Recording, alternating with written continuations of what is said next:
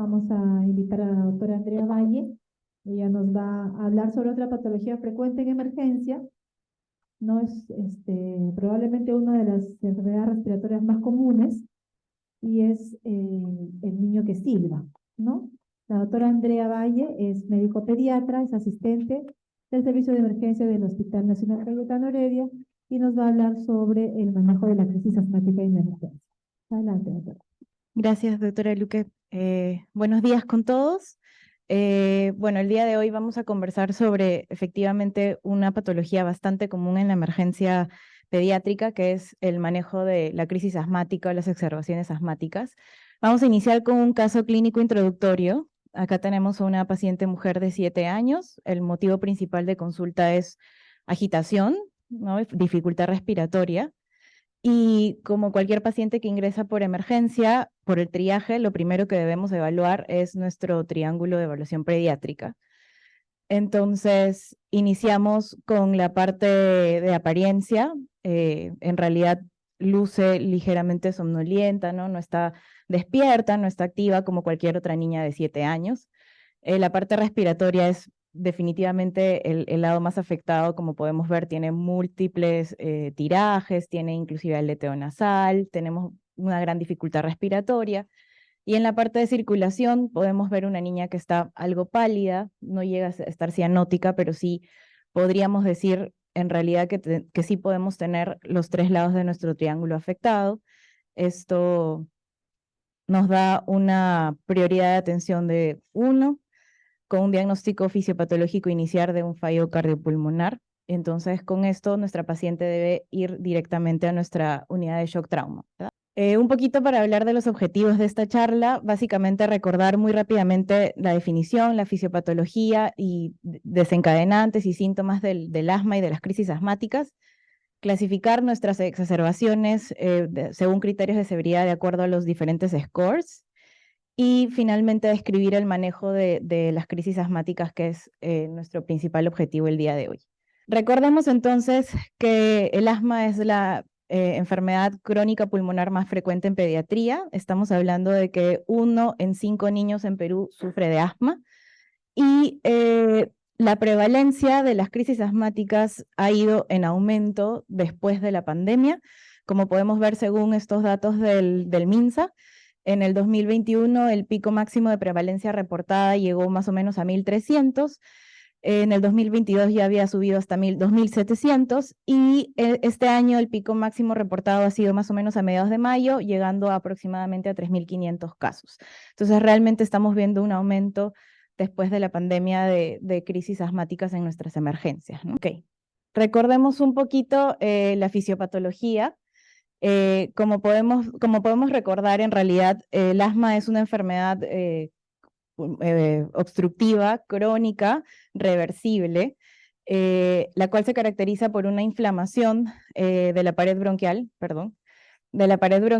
se engrosa la pared del bronquio, de los bronquios y los bronquiolos, existe una hipersecreción de moco, y esto conlleva también a tapones mucosos, áreas del pulmón que no se ventilan adecuadamente.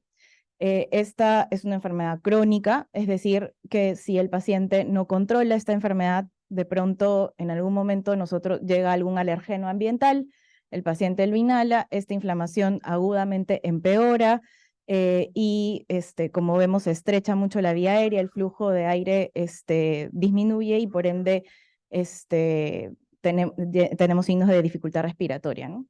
Recordemos un poquito los desencadenantes o los triggers que nos pueden, digamos, empeorar las crisis asmáticas o desencadenar las crisis asmáticas.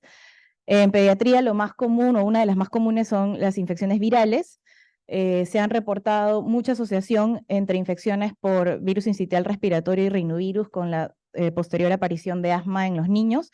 También hay otros estudios donde se menciona una gran asociación entre infecciones bacterianas, sobre todo con Mycoplasma pneumoniae y asma. También alergenos que pueden ser ambientales, ocupacionales, alimentarios. El clima, de hecho, climas húmedos y fríos empeoran también y desencadenan crisis asmáticas. Existen niños que tienen asmas desencadenadas por ejercicio, desencadenadas por diferentes medicamentos, los más comunes aspirina o AINES, desencadenadas por fluidos, pelitos de las mascotas, de las alfombras, de los peluches. Tener, de hecho, un asma no controlada conlleva también a mayor riesgo de crisis asmáticas a futuro. Y el humo del tabaco y en la actualidad también, de hecho, los vapeadores o los cigarrillos electrónicos también constituyen un factor desencadenante para las crisis asmáticas. Continuando un poquito con nuestro caso anterior, bueno, nuestra paciente ingresa a la unidad de shock trauma con estas funciones vitales. Teníamos una frecuencia cardíaca en 129, una frecuencia respiratoria en 60, una presión arterial en 110/70 y saturando 89% ácido ambiental.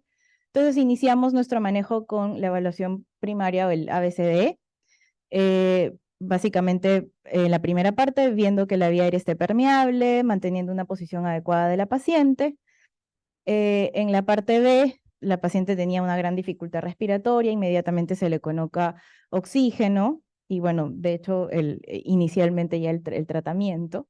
En la parte circulatoria valoramos que tenía buenos pulsos, tenía buen llenado capilar, estaba algo taquicárdica y aprovechamos para colocar la vía periférica para administrar tratamiento e hidratación, ¿no? En la parte D, bueno, nuestra paciente estaba algo somnolienta, pero estaba con Glasgow 15, respondía y podía mantenerse despierta y la vía aérea, ¿no? Y en la parte E, una exposición bastante común cuando vemos este tipo de casos es que la paciente venía ya con frotaciones de Big Vaporub en casa. Esto hemos visto ya que empeora mucho los casos, entonces en esta parte sí tratamos de desvestir a la paciente, realizarle una limpieza, cambiarle un poco de ropa para evitar que el caso empeore, ¿no? Luego llegamos a la evaluación secundaria, básicamente aplicando las siglas SAMPLE en inglés, esto es en español, básicamente viendo la causa principal de ingreso, que era agitación, inmunizaciones que la paciente las tenía completas, alergias que no registraba, medicamentos utilizados en los días o horas anteriores. Básicamente había estado recibiendo salbutamol inhalado en casa, que ya la mami sabía administrarle. Historia previa o antecedentes, la niña era una niña que ya tenía una hospitalización previa a los 5 años por asma, había utilizado salbutamol en ocasiones anteriores. En cuanto a la enfermedad actual, básicamente tenía síntomas respiratorios altos desde hace 2 días, había muchos familiares resfriados en casa, probablemente esto se inició con alguna infección viral. En cuanto a la dieta, funciones biológicas, en realidad todavía estaban dentro de lo normal, de lo regular, y los síntomas principales en este caso eran básicamente tos, rinorrea, que finalmente llevaron agitación, silbido de pecho y nunca registró fiebre en los días de enfermedad, ¿no? ¿Por qué es importante hacer la evaluación secundaria y tratar un poco de acercarnos ya al diagnóstico principal? Porque vamos a recordar esto que lo hemos escuchado múltiples veces, de que no todo lo que silba es asma. Y es bueno evaluar los diagnósticos diferenciales, ¿no? En realidad, el paciente que ingresa con sibilantes, debemos de hacer una muy buena historia clínica. Tenemos diagnósticos diferenciales tanto del aparato respiratorio como de otro tipo de patologías que nos pueden también dar un niño con sibilantes, ¿no? Por ejemplo, cuerpo extraño en la vía aérea, que es algo muy común en pediatría, neumonías virales, neumonías atípicas, bronquiolitis, niños con enfermedades crónicas como displasia broncopulmonar, es algo que vemos bastante frecuentemente en la emergencia. Aquí las otras patologías, anafilaxias, reflujo gastroesofágico, algo que no está aquí pero vemos muy frecuente son las cetoacidosis diabéticas, ¿no? Que también se pueden presentar con sibilantes en la emergencia. Un poco para recordar que en realidad el diagnóstico de asma es clínico. Exámenes auxiliares como AGA, rayos X o inclusive pruebas de función pulmonar no se recomiendan de rutina en las exacerbaciones de asma. Y en realidad, inclusive los últimos estudios básicamente no las recomiendan, ya que condicionan una pérdida de tiempo para iniciar el manejo oportuno y de manera pronta. ¿Cuándo valorar realizarlos? Básicamente si es que se sospecha de algún diagnóstico diferencial. Vamos a hablar un poquito de la severidad y aquí vamos a hablar sobre todo de los scores que utilizamos para ver si es que estamos frente a una crisis leve, moderada o severa, y esto va a dirigir claramente nuestro manejo, ¿no? En cuanto a niños lactantes menores de 2 años, utilizamos el score de Birman y Pearson modificado por TAL. En realidad, este score que inicialmente se creó para ver la respuesta a los corticoides y a los broncodilatadores en los niños con sibilantes, se vio luego que servía de gran utilidad para medir la severidad en niños con infecciones respiratorias bajas, e inclusive en países como Chile o inclusive aquí mismo en Perú, se vio que ayudó mucho a mejorar el tratamiento y a disminuir la mortalidad por este tipo de enfermedades, ¿no? Entonces, en realidad no es un score específico para crisis asmáticas, se utiliza en el niño con sibilancia, sobre todo en bronquiolitis, en SOAS y en asma del lactante, ¿no? Es un score bastante fácil de utilizar, mide frecuencia respiratoria, la presencia de sibilancias, la presencia de cianosis y de tirajes. Nos da un score de 1 a 5 es leve, de 6 a 10 es moderado y más de 10 es severo. Y de acuerdo a esto podemos ya medir el tratamiento que necesita nuestro paciente. ¿Qué pasa con los niños mayores de 2 años, ¿no? Preescolares y escolares? Existen en la actualidad 3 scores que están validados para medir severidad en asma. Uno es el score de PRAM, que es el que utilizamos acá en el hospital. El otro es el Pulmonary Index, el índice pulmonar o el Pulmonary Score. Y el otro es el PAS, que es el score de asma en pediatría. ¿Por qué utilizamos nosotros el score de PRAM aquí en el hospital? Porque este score tiene los parámetros más objetivos para poder medir a comparación de los otros scores. Y nos ha hecho de mucha utilidad, ya que nuestro hospital es un hospital docente asistencial. Siempre los pacientes son evaluados durante los turnos por diferentes médicos y necesitamos un score lo más objetivo posible para que la evaluación que probablemente se haga por diferentes médicos sea lo más objetiva posible, ¿no? Entonces, es un score sumamente fácil de utilizar, mide la saturación de oxígeno, las retracciones supraesternales, si están presentes o ausentes, las contracciones de músculos escalenos, presentes o ausentes, el pasaje de aire y la presencia de sibilantes. Y de acuerdo a esto, también nos da un puntaje, es leve de 0 a 3, moderado de 4 a 7 y severo de 8 a 2. Y lo mismo, ¿no? Con esto en realidad podemos verificar cómo está nuestro paciente y decidir qué tratamiento se le va a brindar. Pasando a la parte principal de nuestra exposición, que es el tratamiento, la primera línea de tratamiento para una crisis asmática inicia con la aplicación de los broncodilatadores de acción corta. En nuestro caso, el más usado es el salbutamol. El salbutamol viene en presentación de gotitas para nebulizar, en inhaladores o MDI y la vía oral. La vía oral claramente ha demostrado que no sirve en el manejo de las crisis asmáticas.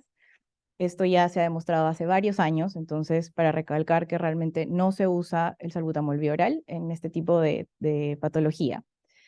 Y nos quedan la vía nebulizada y la vía inhalada. ¿Cuál de las dos usamos?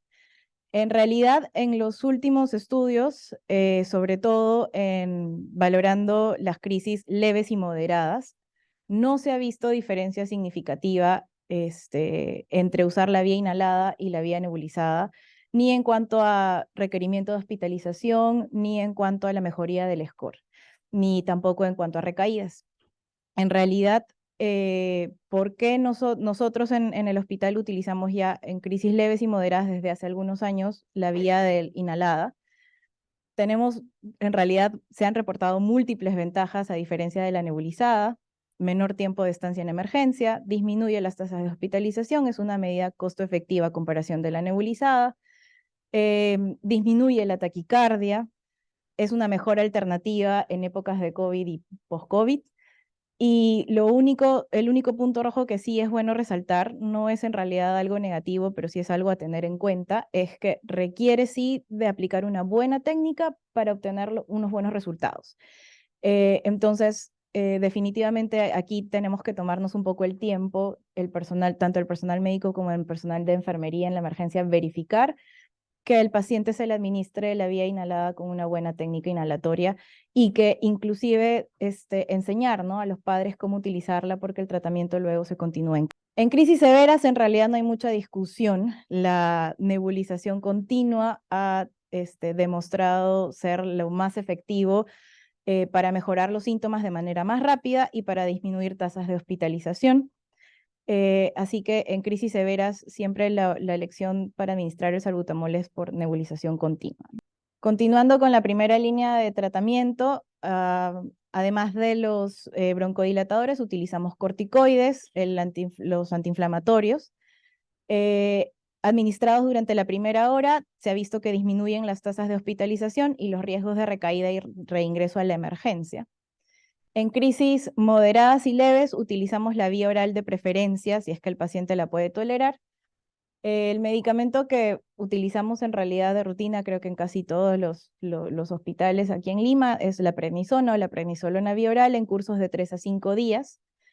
Bueno, los corticoides inhalados definitivamente no se utilizan, no se ha visto mayor beneficio en el uso en crisis asmáticas o en exacerbaciones. Y en realidad existen últimos estudios que comparan la prednisona o la prednisolona vía oral, cursos de 3 a 5 días, con 1 o máximo 2 dosis de dexametasona vía oral. Y se ha visto en realidad que no existe diferencia significativa entre los dos, tienen la misma efectividad. Y lo que sí se ha visto con la dexametasona es que tiene menos riesgo de vómitos, tanto en la emergencia como en el tratamiento en casa. Entonces es mucho mejor tolerado y es una gran alternativa actualmente para tratar crisis asmáticas leves o moderadas. En cuanto a las crisis severas, en realidad la vía de administración del corticoide preferida es la vía endovenosa. Lo que usamos actualmente es la metilprednisolona, es lo más común, pero tenemos también las alternativas de dexametasona, hidrocortisona, que también se ha demostrado que son bastante efectivas y no han demostrado mayor diferencia en los outcomes de necesidad de ventilación mecánica, ingreso a UCI o tiempos de hospitalización. En cuanto a los anticolinérgicos, que lo más usado es el bromuro de ipatropio, en realidad es un tratamiento coadyuvante que se utiliza sobre todo en crisis moderadas y severas. Utilizado con el salbutamol, se ha visto que aumenta la función pulmonar y disminuye las tasas de hospitalización. En nuestro medio lo encontramos para utilizarlo por vía inhalatoria y realmente ayuda mucho, sobre todo en pacientes que tienen crisis moderadas y severas, ¿no? No se ha demostrado su beneficio en pacientes que ya están hospitalizados. Se utiliza básicamente cuando el paciente llega a la emergencia en la etapa aguda del tratamiento. Pasando a la segunda línea de tratamiento, cuando los pacientes no mejoran con los corticoides o el salbutamol, crisis moderadas o severas que no mejoran con la primera línea, de preferencia utilizamos el sulfato de magnesio.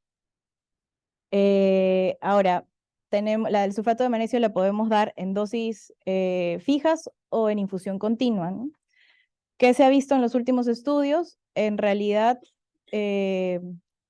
esta revisión sistemática, por ejemplo, que creo que es del año pasado, del 2022, recogió los ensayos clínicos que administraban el sulfato de magnesio en infusión continua y lo que veían es que hay demasiada variabilidad en cuanto a las dosis y al tiempo de uso de la infusión continua en los pacientes y por ende fue muy difícil llegar realmente, actualmente es muy difícil llegar a una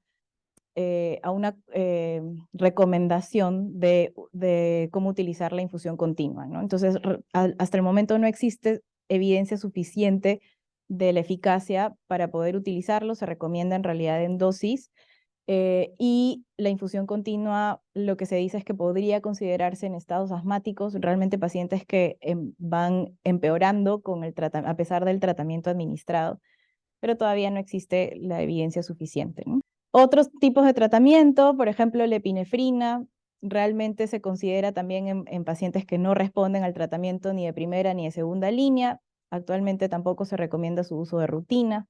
La ketamina, que es un sedante que produce broncodilatación y broncorrea y ayuda de alguna manera a eliminar los tapones mucosos, también se puede considerar como una terapia coadyuvante, pero no hay suficiente evidencia realmente para recomendar su uso de rutina. Aquí tenemos el cuadro básicamente con las dosis de los medicamentos, el salbutamol nebulizado, tenemos dosis de intermitente y dosis de nebulización continua. El salbutamol en MDI, que ya hace algunos años lo utilizamos de acuerdo al peso del paciente. El bromuro de hipatropio igual, tenemos la metilprednisolona por la vía endovenosa y los corticoides vía oral, que ya más o menos había mencionado, y el sulfato de magnesio, ¿no? Que es en dosis fijas de 50 a 75. Un poco para hablar de soporte ventilatorio, lo que más utilizamos en nuestros pacientes que llegan hipoxémicos es la oxigenoterapia convencional. La indicación claramente es en el paciente hipoxémico. Es mucho más común encontrar un paciente hipoxémico con crisis asmática en pediatría que en adultos. Y los niños hacen más hipoxemia con una crisis asmática. Y el objetivo básicamente es llevar la saturación a más de 92%.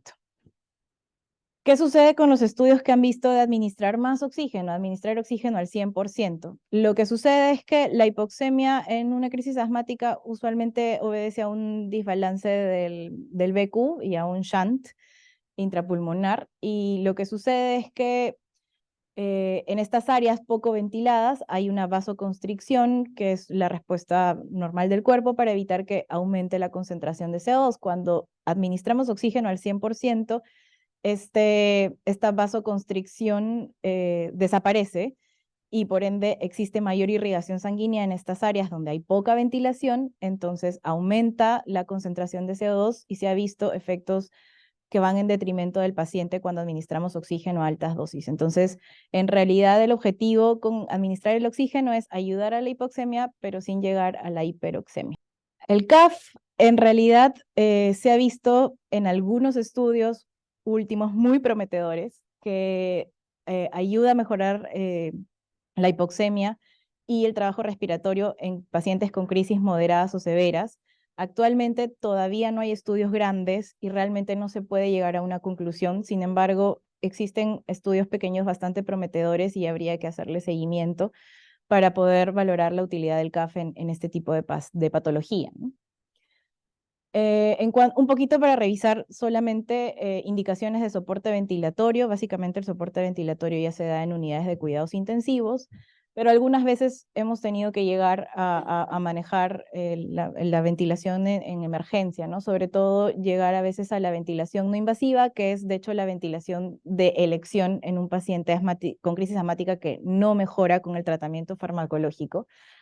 Y la indicación es esa, ¿no? Crisis moderadas o severas que no mejoran con el tratamiento farmacológico, insuficiencias respiratorias hipoxémicas, y en realidad se recomienda iniciar la ventilación siempre con BiPAP, o sea, con CPAP y además presión inspiratoria para poder reclutar alvéolos, o sea, dar presión positiva y también reclutar alvéolos colapsados, ¿no? Y la ventilación invasiva, que claramente es a lo que no queremos llegar. Las indicaciones básicamente son si es que el paciente empeora su estado clínico a pesar del tratamiento, si es que hay hipercarbia, hipoxemia refractaria al tratamiento, alteración del nivel de conciencia, insuficiencias respiratorias ventilatorias, incapacidad del paciente para mantener la vía aérea o paro respiratorio o cardiorrespiratorio inminente, ¿no? Y un poquito para terminar, quería resumirles qué pasó con nuestra paciente del inicio. Nuestra paciente ingresó con un score de PRAM de 10, se le administró nebulización continua, bromuro inhalado y corticoides endovenosos. A la hora del tratamiento vio que no había respuesta, así que se le administró sulfato de magnesio. Con esto sí pudimos ver mejor respuesta, se terminó la terapia nebulizada, la paciente permanecía un poco hipoxémica, se le colocó cánula binasal y con esto se vio que finalmente la paciente fue mejorando con el tiempo en la estancia en emergencia. Y bueno, eso era todo lo que quería conversar con ustedes. Muchísimas gracias.